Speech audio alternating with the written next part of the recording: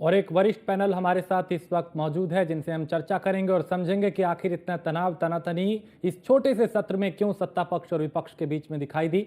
और चूंकि हमारे साथ प्रशांत उमराव हैं जो कि प्रवक्ता हैं भारतीय जनता पार्टी के, कपिल श्रीवास्तव है समाजवादी पार्टी के प्रवक्ता हैं, सौरभ दुबे पॉलिटिकल एक्सपर्ट है और जैनेन्द्र प्रताप सिंह है प्रवक्ता है सुभाषपा के। आप सभी का बहुत स्वागत है। शुरुआत सौरभ जी मैं आपसे करूंगा कि ये छोटा सा सत्र 4 दिन का, उसमें इतनी तनाव, इतनी तनातनी, इतना वार पलटवार, ये तनाव जो हमें सदन के भीतर दिखाई दिया, क्या ये इसलिए था कि सामने चुनाव है?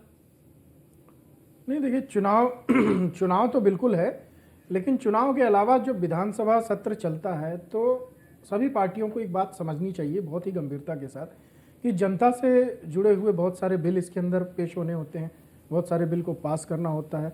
आप जनता आपको चुन करके भेजती है, तो चाहे वो समाजवादी पार्टी हो, चाहे भारतीय जनता पार्टी हो, बसपा, कोई भी पार्टी हो, आप जब अपने क्षेत्रों से चुन करके आते हैं तो यही विधानसभा है जहां पर आप अपनी बात को रख सकते हैं। भाई आप सड़क पे और बाकी जगहों तो चिल्लाने से कोई फायदा नहीं। विधानसभा में बिना हंगामा किए अगर आप अपनी बातों को रखना चाहते हैं, सरकार से अगर आप मतभेद है तो वो आप विधानसभा के अंदर ही बात रख सकते हैं। अगर वहां पर आप विधानसभा चलने नहीं देते हैं, वहां पर अराजकता का माहौल बनाने की कोशिश करते हैं, तो वो कहीं ना कहीं जनता बड़े गौर से उस चीज को देख रही होती है। चुनाव से आपने जैसे बोला कि चुनाव आने वाले हैं, तो अगर चुनाव आने वाले हैं और जनता ये देख रही है, क्योंकि अब वो समय नहीं रहा। आज की जनता बहुत जागरूक है। आज अगर वो लाइन में खड़े होकर अपना वोट दे रही है ना, तो उसको पता है कि मेरे वोट की कीमत क्या है।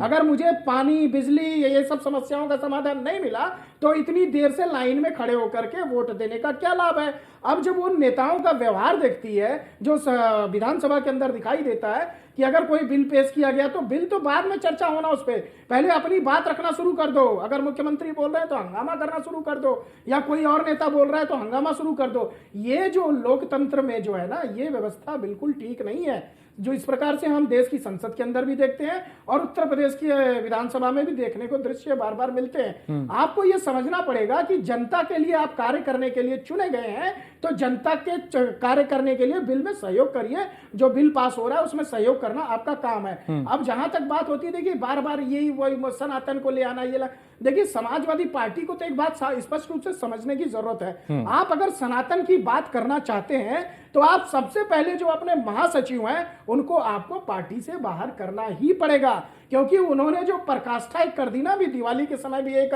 इतना विवादित बयान दे दिया महालक्ष्मी के ऊपर जो है। तो इस तरह का अगर आप इस तरह की चीजों के साथ अगर चुनाव के अंदर आप जाते हैं, तो मैं समाजवादी पार्टी का शुभचिंतक हूं, अखिलेश यादव जी का सम्मान करता हूं। कांग्रेस पार्टी करे ना करे, कमलनाथ जी कुछ भी कहें, अखिलेश, लेकिन मैं उत्तर प्रदेश में अखिलेश यादव जी का सम्मान करता हूं।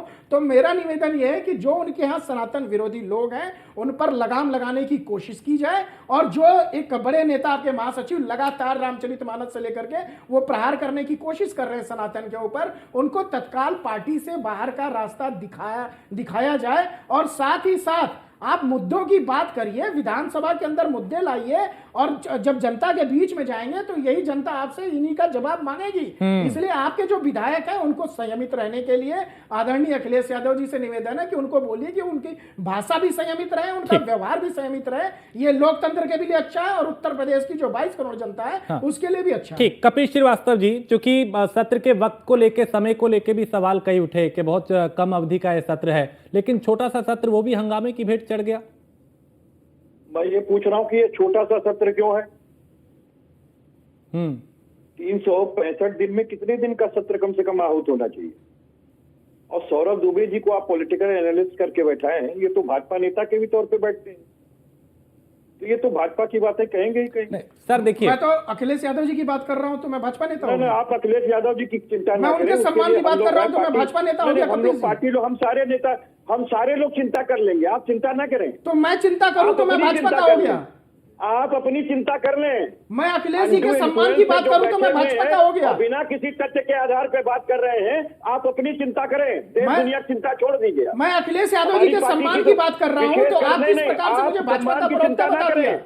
आप सम्मान की चिंता मत करें सौरभ दुबे जी, आपको कई चैनलों पे जो अपमान करे कांग्रेस पार्टी, उसके साथ तो आप गठबंधन में सामने सत्य है। जो कांग्रेस पार्टी अपमान कर रही है अखिलेश यादव जी का, उसके साथ आप गठबंधन में हैं और मुझे आप सलाह दे रहे हैं। मुझे मेरे बयान पे जो मैं कह रहा हूँ अखिलेश यादव जी, उनके सम्मान के लिए मैं कह रहा हूँ कि पार्टी के सम्मान के लिए कह रहा हूँ। भाजपा के नेता की तरह बैठा और भाजपा के अखिलेश यादव, आप बोलो भाजपा के नेता हो तो आप बोलिए कांग्रेस ने आपका अखिलेश यादव जी का सम्मान नहीं किया, बोलिए आप उस पर क्या करेंगे? कांग्रेस पार्टी ने जो अपमान किया, आप गठबंधन में उसके साथ अभी भी हैं, आप क्या बोलेंगे उसको बताइए? भाजपा के नेता कहलवाने में नहीं, आप भाजपा नेता जब होंगे तो कहलाएंगे भाजपा नेता। मैं तो सत्य बात रख रहा हूँ उसमें। मैं अगर अखिलेश यादव जी के अपमान की बात करती तो आपको मिर्ची क्यों लग गई? आप तो समाजवादी पार्टी के प्रवक्ता है ना, आप तो समाजवादी पार्टी के प्रवक्ता है, आपको मिर्ची क्यों लगी?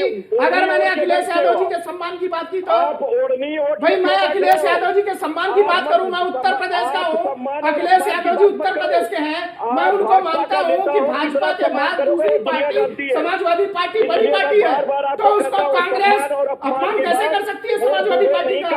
अखिलेश यादव जी का कपिल जी आप किस प्रकार से विधानसभा में किसी को बोलने देंगे?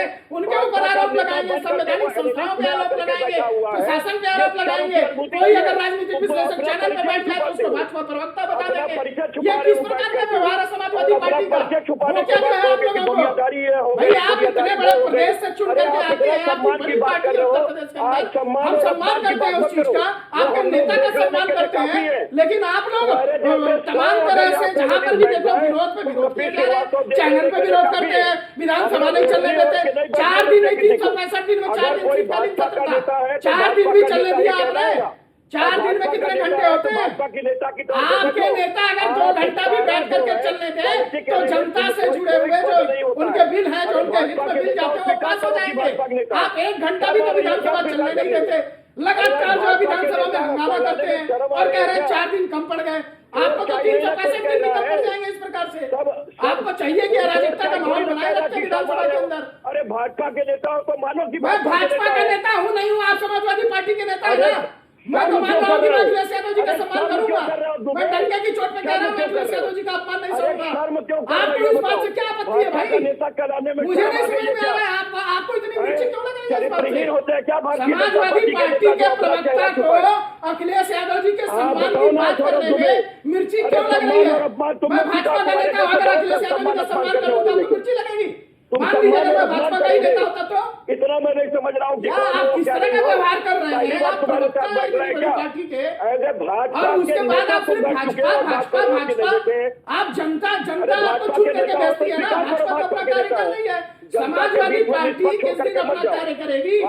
समाजवादी पार्टी के नेता ये तब तय करेंगे कि जनता के जो जुड़े हुए उनके हित के मुद्दे हैं उनकी बात को विधानसभा में कब उठाएंगे? बहुत सारी कमियां हैं प्रशासन की, होंगी तो आप उठाइए विधानसभा। भाई आप सड़क पे बोलेंगे, बाहर जाकर के चिल्लाएंगे, विधानसभा के अंदर आके आप लोग जो हंगामा करेंगे, विधानसभा चलने नहीं देंगे। एक व्यक्ति आपके महासचिव होकर के लगातार सनातन को गालियां दे रहा है, अपमान कर रहा है, आंख मूंद ली है आप लोगों ने, वहां पर आंख मूंद के रखी हुई है। हिंदुओं को गाली देने का अधिकार उनको महासचिव बना के दे दिया आपने सनातन का अपमान करने के लिए उनको महासचिव बना के अधिकार दिया था समाजवादी पार्टी हिंदू विरोधी चेहरे को जिस प्रकार से संरक्षण दे रही है वो जनता देख रही है। और जल्द ही जब आप चुनाव में जाएंगे तो एक एक व्यक्ति इस सवाल को पूछेगा कि हमारे घर में जो रामचरितमानस की जो चौपाई पढ़ी जाती थी उसके बारे में बताइए समाजवादी पार्टी के नेताओं का क्या ख्याल है? तब आप क्या करेंगे? भाई मैं आपका शुभचिंतक होने के नाते अभी आपको सही चीज बता रहा हूं कि समाजवादी पार्टी को ऐसे नेताओं पर लगाम लगानी चाहिए जो सनातन विरोधी बयान देते हैं, जो हिंदुओं का दुष्प्रचार करते हैं। भाई 22 करोड़ में जब योगी आदित्यनाथ जी बात करते हैं, हिंदू की भी बात करते हैं, मुस्लिम की भी बात करते हैं, कोई एक ऐसा स्थान बताइए, कोई एक योजना ऐसी बताइए जो सिर्फ हिंदुओं को दी गई हो, मुस्लिम को न दी गई हो। ये तुम्हें कहने में शर्म आ रही है क्या? जो योजनाएं ठीक योगी ठीक ठीक आदित्यनाथ ठीक सरकार ठीक में दी गई, ठीक हाँ वो हिंदू ठीक है। को भी कपिश जी, सुविधा है, मुस्लिम को कपिश जी, भी कपिश जी, आप तो बहुत सुलझे हुए प्रवक्ता हैं, फिर आप मतलब अब सौरभ पे ये व्यक्तिगत टीका टिप्पणी आप क्यों कर रहे हैं? देखिए, आप एक विश्लेषक है, आपको वो आप उससे सहमत हो सकते हैं, उससे असहमत हो सकते हैं। इस तरह से देखिए, व्यक्तिगत होंगे तो वो भी होंगे। प्लीज देखिए, आप सब मेरे लिए सम्मानीय है, वो भी सम्मानीय, आप भी सम्मानीय। व्यक्तिगत से बचे, आप तर्क पे बात करें, मुद्दों पे बात करें, क्योंकि जो यहाँ हो रहा है वही विधानसभा में हुआ। और 4 दिन का आप कह रहे हैं ना कि कितने दिन का सत्र था, इसकी क्या गारंटी है कि अगर सत्र चलिए 365 दिन भी चल जाता तो यही हाल ना होता? कपिश श्रीवास्तव, राजेश भाई, मैं उस लीग से आगे बढ़ूंगा तब जब मेरी बात जाएगी। जब मेरे उसमें कोई दूसरा बोलेगा तो बर्दाश्त नहीं होगी मुझे। नहीं, लेकिन आप फिर व्यक्तिगत ना हो प्लीज। आप तर्क दीजिए, आप बात कीजिए, मैं पूरा टाइम आपको दे रहा हूं, लेकिन व्यक्तिगत होंगे तो बोलेगा ना सामने वाला। सर, मैं बार कह रहा हूं कि हाँ। निष्पक्ष बना करके मत बैठाइए भाजपा के नेता को। नहीं, ये गलत बात है, प्लीज देखिए, गलत बात है। अभी आपके फिर पास वो- समय है, हाँ, समय अभी अपना आप नुकसान हाँ, न करके आप अपनी पार्टी की बात रखें। ये अपने मुद्दों की बात रखिए, मैं आपके बीच में नहीं बोल रहा हूँ। कपिल जी, मैं आपके बीच में नहीं बोल रहा हूँ, आपके पास समय है, आप बताइए क्या बोलना चाहते हैं।